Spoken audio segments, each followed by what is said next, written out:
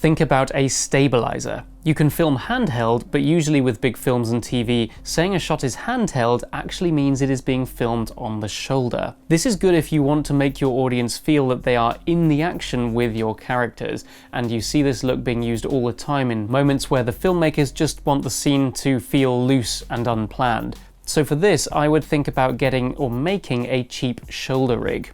You just want a method of supporting the camera comfortably on your shoulder, usually with a pad or a cushion, in a position so that you can see what you are filming and you can hold the camera steadily, normally with some sort of handle at the front.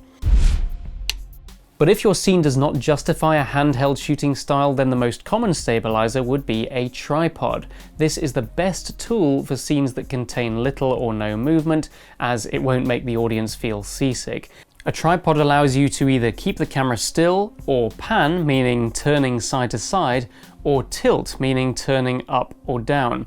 Different tripods have different heads, and fluid heads are the best for smooth movements, though they are more expensive. You can of course use any flat surface like a table instead of a tripod, but remember, it will only be good for one height and there's no easy way to smoothly move the camera, so it quickly makes sense to get a tripod when making a film with static shots.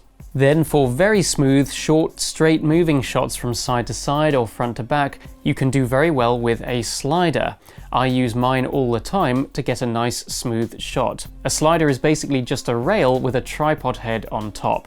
It can sit on the ground or a table, or you can raise it up and move it around onto tripods or light stands if they are sturdy enough, though this method makes a slider very bulky to move around, and it's usually best if you have at least 2 people. You can also get motorized sliders, which are more expensive, but for filming narrative, you will do just fine with getting a manual one that you simply push along the rail.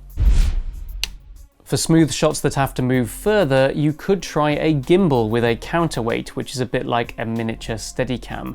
You can get some great results for following actors around with one of these, but you do have to balance the camera to get good results. If you have a bit more to spend, you could get a motorized gimbal. Now, when used well, this is almost like driving an automatic car instead of driving a manual car with a gear stick. The motors do more of the hard work to keep the camera level, but you still have to correctly balance the camera first, which can take a long time, and its movements will look more robotic and less floaty than a counterweighted gimbal, so it just depends on what style you prefer.